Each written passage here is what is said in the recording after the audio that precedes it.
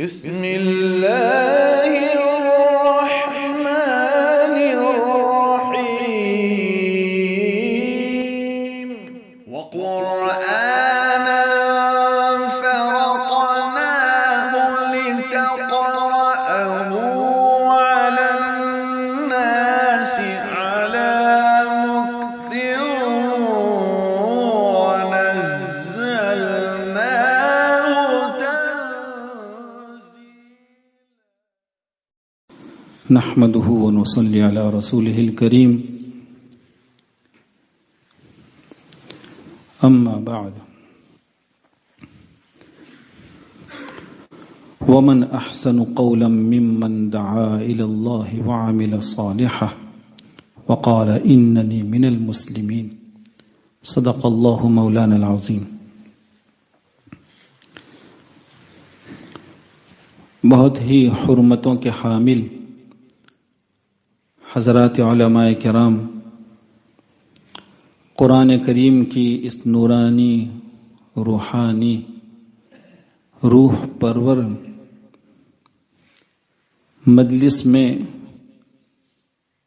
محبت قرآنی اور عظمت نبی صلی اللہ علیہ وسلم کے عنوان سے تشریف فرما میرے نیک نفوس دینی ایمانی بھائیوں اور بزرگوں، کس عبارت میں، کس لہجے میں، کس تعبیر میں ہم اپنے رب کریم کا شکر بجا لائیں کہ اس ذات نے آج کی اس بابرکت شب میں، جس کو شب جمعہ کہا جاتا ہے، اس بابرکت شب میں ہم سب کو اس کے کلام پاک کی نسبت پر جمع ہونے کی توفیق سے نوازا. ہم رب کریم کے شکر ابجاوری کے ساتھ ساتھ دیوا گاؤں کے نیک نفوس ارباب انتظام، بالخصوص ہمارے عزیز، اور واقعتاً وہ یوں عزیز ہیں، مراد ہماری عزیزم افضل سلمہ، کہ وہ ایک اچھی مدت سے فلاح دارین میں ہیں، لیکن جہاں تک ہمارا اپنا خیال ہے کہ یہ بچہ اس شرافت کے ساتھ ادارے میں اتنے لمبے عرصے سے مقیم ہے کہ شاید اس کے اساتذہ میں سے کسی کو کبھی اس کے باب میں کوئی شکایت نہیں ہوئی ہے. بہت مبارک ہو میرے بھائیوں. ہمیں اور آپ کو یہ سمجھنے کی ضرورت ہے کہ بابرکت علم کے حصول کے لیے سب سے بڑا ذریعہ ہے تو یہ ہے. علم تو حصے میں آ جاتا ہے لیکن برکتوں سے عاری ہو رہا ہے. اللہ تعالی ہماری حفاظت فرمائے. مجھے جہاں تک یاد ہے یہ ہماری دیوا کی دوسری تفصیلی ملاقات ہے. آج سے تقریباً 36 سال پہلے 1984 میں سب سے پہلے دیوا گاؤں میں ہماری حاضری ہوئی تھی. دیوا گاؤں کے بزرگوں کو ماشاءاللہ اپنے اکابر، اصحاب دل، رجال معرفت سے بہت برسوں پرانا تعلق رہا ہے. دیوا گاؤں اور یہ بستی بزرگوں کی مورد رہی ہے. یہاں بزرگوں کا ورود ہوتا رہا ہے. اسی کا نتیجہ ہے ماشاءاللہ جب ہم 1984 میں یہاں حاضر ہوئے تو یہاں ایک خانقاہ شروع ہونے والی تھی. ہمارے اکابر کے معتمد حضرت مولانا معین الدین صاحب مراد آبادی علیہ الرحمت و رضوان وہ تشریف لانے والے تھے اور ایک مہینہ ہمارا یہاں قیام ہوا تھا. بزرگوں کے آمد و رفت کی برکات کیا ہوا کرتی ہے. شعبان میں، یہ تو رمضان کی بات ہے، لیکن 15 روز پہلے شعبان میں ہم بالکل تدریسی ابتدا کے دور میں تھے. دیوا کے لوگوں نے مکتب کے امتحان کے لیے مجھے یاد فرمایا تھا. ہم یہاں مکتب کے امتحان کے لیے حاضر ہوئے تھے، یہاں کے بچوں کو صفات لازمہ بھی یاد ہوا کرتی تھی. تجوید مبتدی یہاں پڑھائی جاتی تھی اس زمانے میں، اور ہم نے دیوا کے چھوٹے چھوٹے بچوں سے وہ صفات لازمہ جو آج دارالعلوم کے طلباء کو یاد نہیں ہوا کرتی، ہم نے ان بچوں سے صفات لازمہ پوچھی اور ان کی طرف سے برابر جوابات ملتے رہے. اللہ تعالیٰ خوب برکتوں سے نوازے، بہت مبارک ہو. میرے بھائیوں، حقیقت واقعہ یہ ہے کہ یہ لمحے زندگی میں بار بار نہیں آیا کرتے.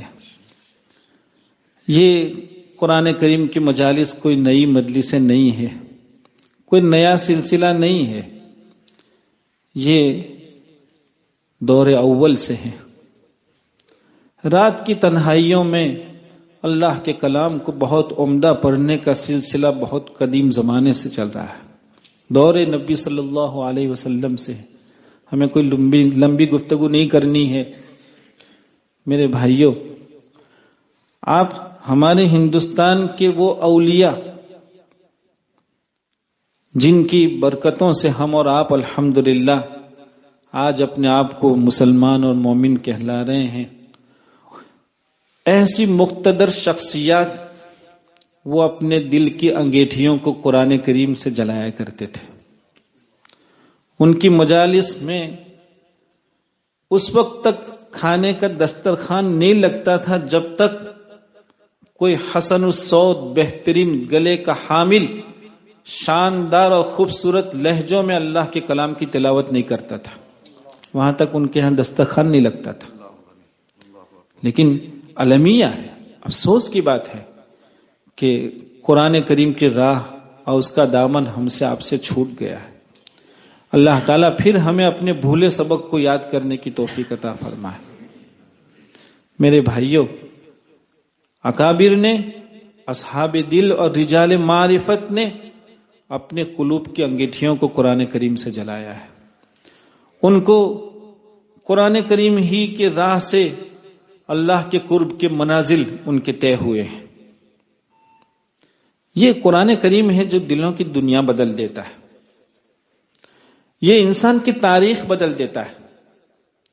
پڑھیے آپ، قدیم زمانے میں کتنی بڑی تعداد کے ایسے جوان آپ کو ملیں گے جو کل تک کسی کے گھر میں جا کے مزدوری اور غلامی کیا کرتے تھے. ایک ٹکے کی ان کی عزت نہیں ہوا کرتی تھی، نہ قلوب میں ان کے لیے کوئی جگہ ہوا کرتی تھی. لیکن جیسے ہی اللہ رب العزت کی عنایتوں سے قرآن کریم کی راہ ان کو ملی، کچھ دل جلے اساتذہ کرام کی صحبت میسر ہوئی کہ ان کی زندگی کی تاریخ بدل جاتی ہے، اور وہ بڑے بڑے ائمہ قرات کی فہرست میں ان کا نام آ جاتا ہے.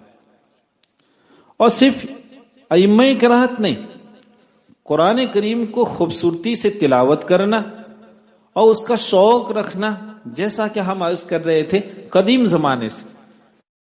حضرت عمر ابن عبدالعزیز رحمت اللہ علیہ جو امت مسلمہ کے سلاطین کے لیے قابل فخر کہلاتے ہیں، اور دیگر ان کی سلطنت اور ان کی طرز حکومت اور طرز تحکیم کو آج بھی گلے لگا رہی ہے، ایسے حضرت عمر ابن عبدالعزیز رحمت اللہ علیہ رات کی تنہائیوں میں جب قرآن کریم کی تلاوت کرتے، سوئے ہوئے لوگ اپنا بستر چھوڑ کر ان کے یہاں جمع ہو جایا کرتے تھے، اور کسی کے لیے سونا مشکل ہو جاتا تھا. اور وہ یہ محسوس کرتے تھے کہ بہت مدت سے قلوب جو کیف سے محروم ہو رہے تھے اور اللہ کی یاد میں دو آنسو بہنے کے لیے کسی موقع کی تلاش ہوا کرتی تھی، حضرت عمر ابن عبدالعزیز رحمت اللہ علیہ جب اس طرح کی رات کے اندھیریوں میں اور تنہائیوں میں قرآن کریم کی تلاوت کرتے، لوگوں کے لیے سونا مشکل ہو جاتا تھا. لکھا ہے کہ حضرت سعید بن جبیر رضی اللہ تعالیٰ عنہ وہاں موجود ہوتے تھے. وہ انہیں پھر کہتے تھے کہ کیا آپ لوگوں کو سونے نہیں دیں گے؟ افتنت الناس، آپ لوگوں کو سونے نہیں دیں گے کیا؟ اسی طرح پریشانی میں رکھو گے؟ وہ مستریب تھے لوگ، تب جا کے وہ اپنی تلاوت بند کیا کرتے تھے۔ ابھی جب ہم اپنے ان جوانوں کو سن رہے تھے، حضرت مولانا صاحب کا، مولانا موسیٰ صاحب ہمارے صدر محترم، ہمارے اکابر سے ہیں، ہم ان کا شکریہ ادا کر رہے تھے کہ ان کی صدارت کے گلدستے میں کتنے زبردست پھول تھے، اور ان کے پھولوں کسی کا رنگ کچھ تھا، کسی کی خوشبو کچھ تھی، ماشاءاللہ۔ ہر گل کو ہم دیکھ رہے تھے کہ رنگ بو دیگر بود، رنگ و بو دیگر بود، دیگر است نہیں، دیگر بود، دیکھا ماشاءاللہ۔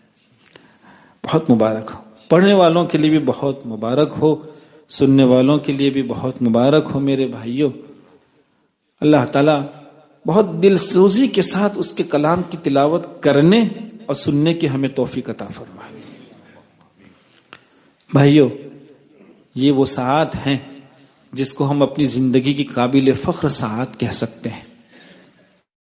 انہی ساعات سے ہم یہ امید کریں گے کہ اللہ تعالیٰ کو اس طرح کی مجالس میں سے کوئی ایک ساعت پسند آ جائے گی، ہم سب کا کام بن جائے گا۔ ہم آپ کو بلا تصنع اور بلا تکلف یہ کہہ رہے ہیں کہ ہم بیٹھے بیٹھے یہاں بھی، اور جب توفیق خداوندی کے تحت رات کی تنہائیوں میں بہت اچھے پڑھنے والے قراء کو سنتے سنتے جب ہم سو جاتے ہیں تو اس دعا کے ساتھ سوتے ہیں کہ اے ذات، تو ہر طرح قادر ہے، تیری قدرت سے کوئی چیز باہر نہیں ہے، تیرے یہاں عنایتیں ہی عنایتیں ہیں، تیری تو عطائیں عطائیں ہیں، تیری عنایتوں سے اور تیری عطا سے ہم یہ بھیک مانگتے ہیں کہ دنیا میں تو نے بہت عمدہ تلاوت سننے کے لیے ہمیں اسباب مہیا فرما رکھے ہیں۔ اے ذات، تو ہمارے لیے کوئی ایسا انتظام فرما کہ قبر کی تاریکی میں سوئے ہوں اور بہترین تلاوت ہمارے کانوں میں آ رہی ہو۔ کیا یہ نعمتیں ہیں، کیسی نعمتیں ہیں، ماشاءاللہ، جی نہیں بھرتا ہے۔ امام حمزہ رحمۃ اللہ علیہ کا ملفوظ مجھے بیٹھے بیٹھے یاد آیا، وہ فرماتے تھے کہ کوئی روز ایسا نہیں جاتا میں کہ اللہ کے کلام کی زیارت نہیں کرتا، حالانکہ مجھے اس کی ضرورت نہیں ہے۔ امام حمزہ رحمۃ اللہ علیہ بہت بڑے درجے کے حافظ اور بہت بڑے درجے کے اولیاء، اذکیاء اور بڑے درجے کے قراء میں ہیں، لیکن وہ فرماتے تھے کہ اللہ کے کلام کی روزانہ کھول کے اس لیے زیارت کرتا ہوں کہ اس کی زیارت سے میری بینائی کو تقویت پہنچتی ہے۔ مجھے یہ خطرہ ہے کہ اللہ کے کلام کی زیارت کبھی نہیں ہوئی تو کہیں ایسا نہ ہو کہ میری بینائی کو کمزوری آنے لگے۔ قرآن کیسی نعمت ہے۔ حضرت عثمان غنی رضی اللہ تعالیٰ عنہ فرمایا کرتے تھے کہ جس کے قلوب میں ایمان ہوتا ہے وہ اس کو قرآن کریم کی تلاوت کرنے اور سننے سے کبھی سیری نہیں ہوتی، پیٹ نہیں بھرتا ہے۔ اللہ تعالیٰ ایسا ایمان ہمیں اور آپ کو نصیب فرمائے۔ بھائیوں، جن جوانوں کا آپ نے سنا، وہ ظاہر بات ہے جب وہ اپنے گھروں سے اداروں میں پہنچے تھے، یہ باتیں اس لیے عرض کر رہا ہوں کہ دیوا گاؤں ماشاءاللہ پہلے ہی سے بڑی دینی نسبتیں رکھنے والا گاؤں ہے۔ یہاں کے بچوں کی، ان کے اولیاء کی کچھ امنگیں ہوں گی، کچھ آرزویں ہوں گی، تو ان کے کام کی بات خیال کر کے یہ بات عرض کر رہا ہوں کہ یہ جوان جب اپنے گھر سے آئے تھے تو ان کے سلیٹ پر کچھ نہیں لکھا ہوا تھا، ان کا لوحے قلب بالکل صاف تھا۔ ہم خود جب اپنے ساسروں سے ادارے میں ہم گئے ہیں، اللہ کو گواہ رکھ کے کہتے ہیں ہم کچھ نہیں جانتے تھے، کچھ نہیں معلوم تھا۔ کیا اچھا نہیں لگتا ہے آپ بیتی سنانا؟ جب ہم وہاں پہنچے، پہلا جمعہ آیا، ہم کچھ اور سوچ کے آئے تھے اور کہاں چلے گئے۔ پہلا جمعہ آیا تو طلبہ اساتذہ کا معمول تھا کہ وہاں مدفون جو بڑی روحانی شخصیات، جس میں حضرت موسیٰ جی رحمۃ اللہ علیہ بہت بڑی نسبتوں کے حامل، ان کے مزار پر عصر کی نماز کے بعد جانے کا سب کا معمول تھا۔ جمعے کے روز عصر کے بعد جایا کرتے تھے سب۔ ہم سانسروں سے گئے تھے اور ہمارے گاؤں سے آپ واقف ہی ہوں گے۔ جیسے ہی ان کے مزار پر پہنچا ہوں، ہمارا پہلا جمعہ تھا۔ جیسے ہی مزار پہ پہنچا ہوں تو میں سجدے میں گر گیا تھا.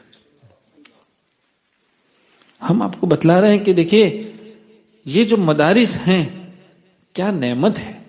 انہی مدارس کی بنیاد سے الحمدللہ لوگوں کے ایمان محفوظ ہیں، لوگوں کا کلمہ محفوظ ہیں، اور یہ سارے لوگ جو ابھی دیندار شکلوں میں نظر آ رہے ہیں، نمازیں الحمدللہ ہو رہی ہے، مساجد آباد ہیں، یہ سب ان دینی درسگاہوں کی برکتیں ہیں الحمدللہ.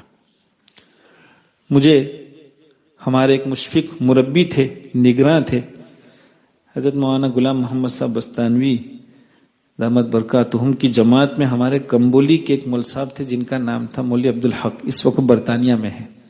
ہم جاتے ہیں تو بڑی احسان مندی سے ان کی ملاقات کا شوق رکھتے ہیں. انہوں نے سجدے میں ہم گر گئے تھے تو بہت محبت سے ہمیں اٹھایا. اس وقت کچھ نہیں کہا، لیکن پھر وہ وہاں سے مزار سے باہر لے کر نکلے تو یہ نہیں کہا کہ یہ بدعت ہے، یہ نہیں کہا انہوں نے. وہ بہت اچھے اسلوب سے ہمیں سمجھاتے رہے اور اسی پہ انہوں نے کہا کہ آپ بڑا جیو کا نہیں جا پر کروانا کھالے، اور کچھ نہیں کہا.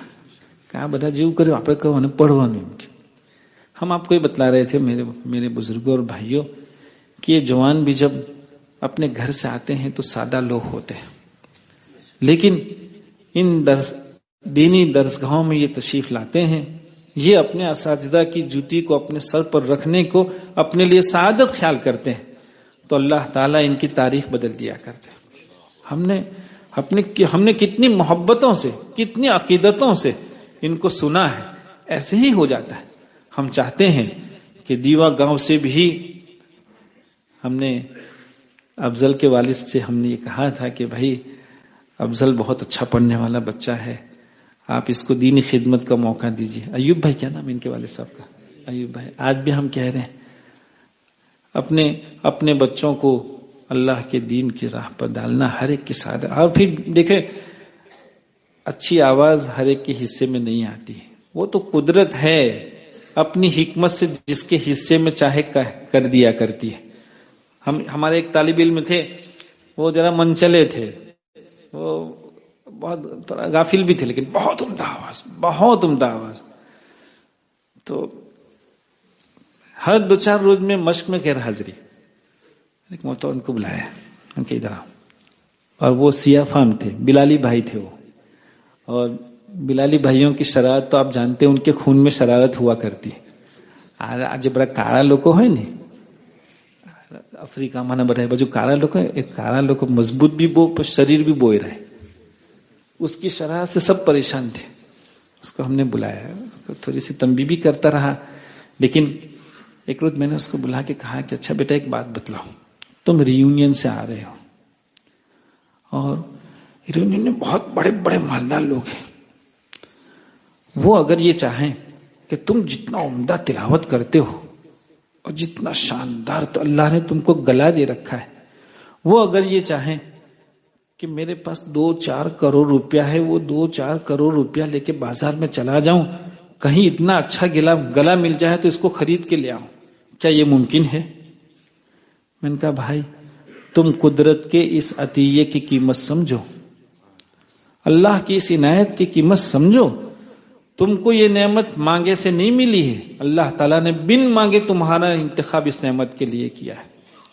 ہم اپنے ان قرہ سے بھی کہیں گے، اور دیوا گاؤں کے چھوٹے چھوٹے جو عزیز ہیں جن سے ہمیں امیدیں ہیں، اور جو اس قوم کا سرمایہ اور ان کا مستقبل کہلاتا ہے، ان بچوں سے بھی ہم اس کی درخواست کریں گے کہ وہ اس کا شوق رکھیں. اور بزرگوں سے ہم یہ درخواست کریں گے کہ جب بھی آپ کے یہاں اس طرح کی مجالس ہو، اللہ کے نیک بندے حاضری دیں، تو اپنے بچوں کو ضرور لایا کریں. ان کے قلوب پر، ان کی ضمائر پر ابھی سے دین کو کندہ کرنے کی کوشش کی جائے.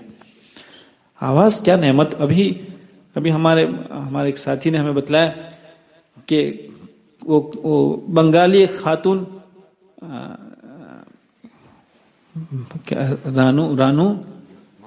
رانو منڈل،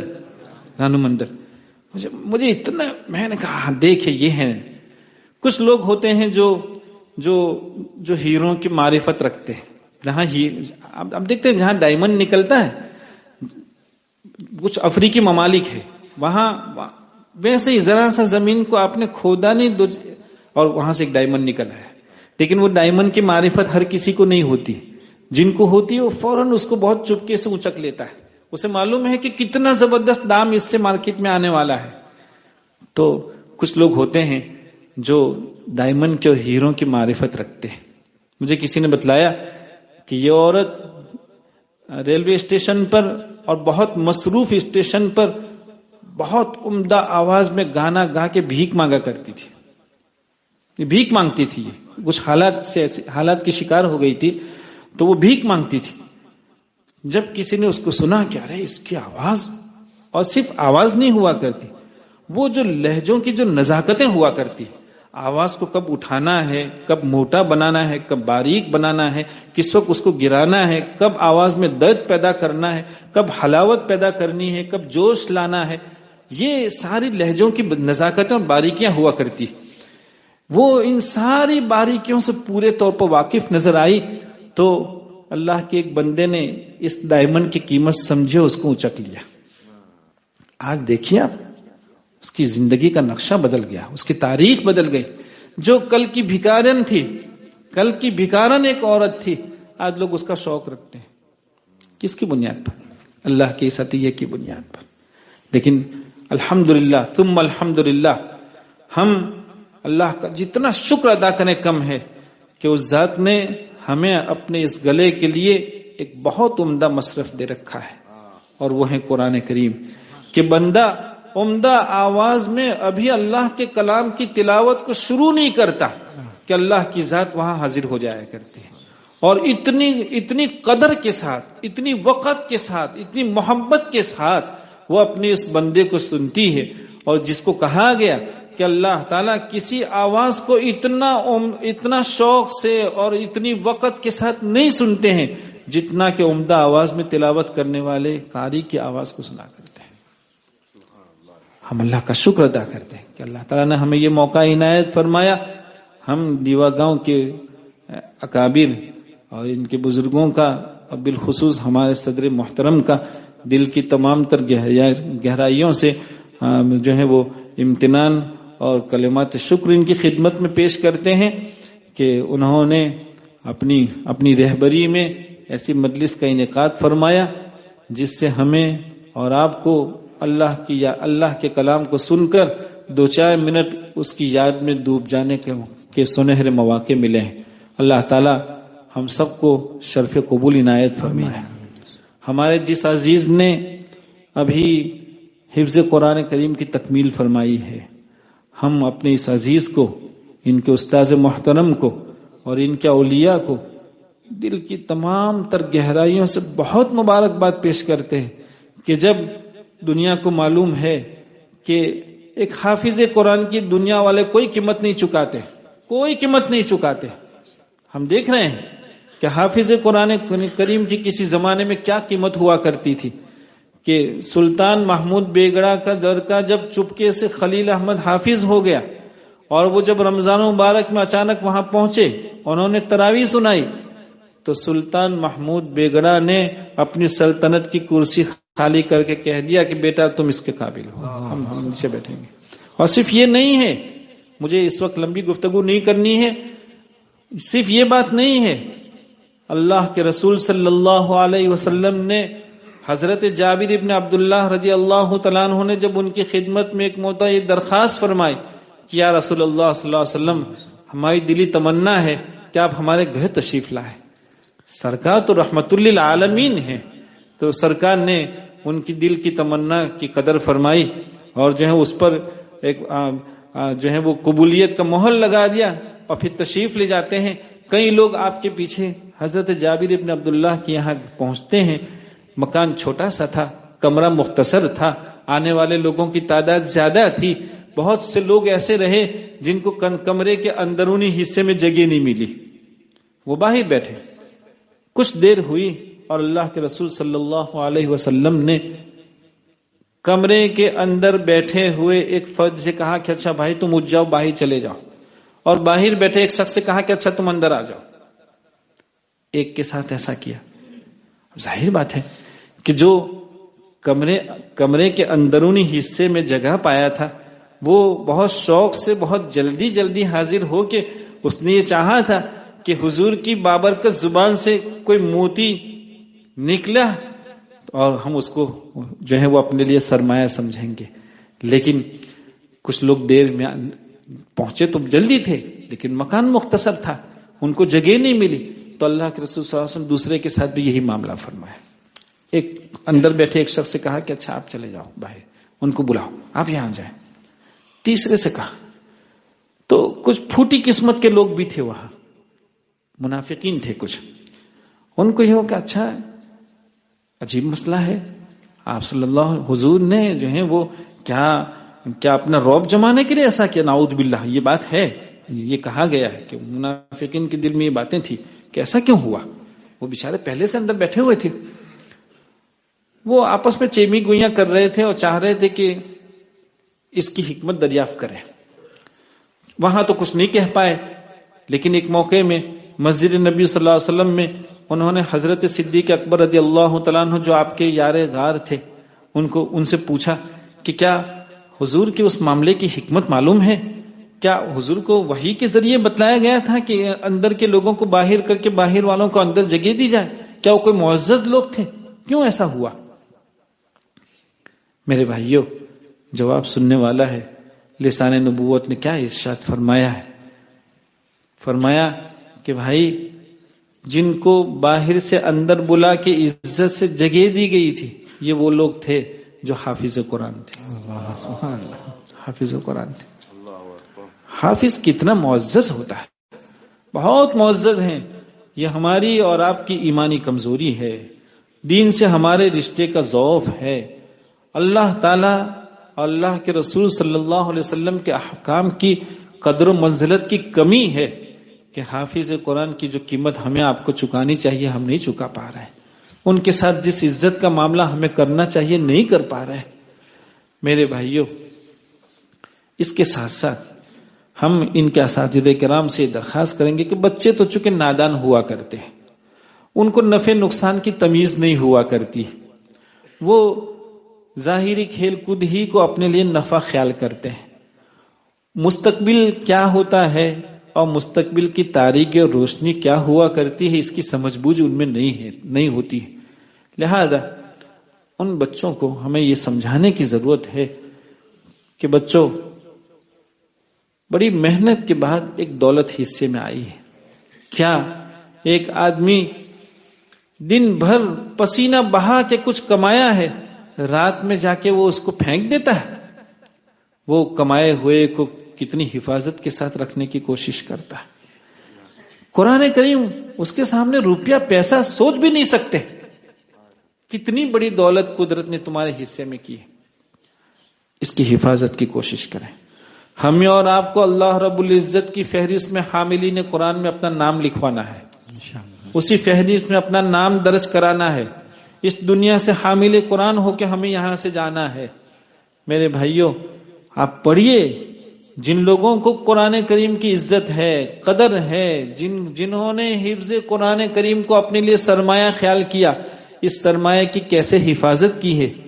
لکھا ہے کہ پانی پت میں ایسے حفاظ اور ایسے قرہ، جن میں سے کچھ حفاظ کے باب میں لکھا ہے کہ وہ حافظ ہونے کے بعد تجارت کر رہے تھے، تو وہ چپل جوتوں کا کاروبار کر رہے تھے. صبح سے نکلتے تھے، ایک گٹھری میں چپل جوتا لے کر نکلتے تھے، باوضو نکلتے، ادھر تجارت ہوتی، ادھر قرآن کریم کی تلاوت شروع کرتے تھے. وہ شام تک تجارت تلاوت دونوں ساتھ ہوا کرتی تھی. شام کو جب لوٹتے تھے تو قرآن کریم مکمل کر کے گھر واپس ہوتے تھے. اور یہاں تک نہیں، لکھا ہے کہ بعض کسان تھے جو ہل چلاتے تھے. آپ پتا لاکرو کے انہیں لاکرو ہاں، ہل چلاتے تھے، وہ حافظ قرآن ہوا کرتے تھے. اپنے گھر سے صبح ہل لے کر نکلے ہیں اور ادھر اپنے حفظ کی حفاظت کے لیے دور شروع کرتے ہیں. کچھ روز ایسے بھی آتے ہیں کہ کہ شام ہو گئی لیکن کسی وجہ سے قرآن کریم مکمل نہیں ہوا، وہ اپنے گھر لوٹتے ہیں لیکن گاؤں کی فصیل پر رک جاتے ہیں، گامنی بارڈر پر روکائی جائے، اور جب تک ان کا حفظ مکمل نہیں ہوتا تھا وہ گاؤں کے حدود میں قدم نہیں رکھتے تھے۔ لوگوں نے کیسے حفاظت کی؟ ہم اپنے ان بچوں کو اس طرح کی راہ دکھلائیں کہ بچوں کھڑے کھڑے تلاوت کرو، نمازوں میں تلاوت کرو، سنتوں میں اس کو پڑھنے کا اہتمام کرو، نوافل میں اس کو پڑھنے کا اہتمام کرو۔ اللہ تعالیٰ مجھے اور آپ کو قرآن کریم کی صحیح قدر نصیب فرمائے۔ میں کچھ زیادہ گفتگو کر گیا ہوں تو مجھے معاف فرمائیں گے۔ حضرت مولانا سے درخواست کریں گے کہ وہ دعا پر مجلس کو ختم فرمائیں۔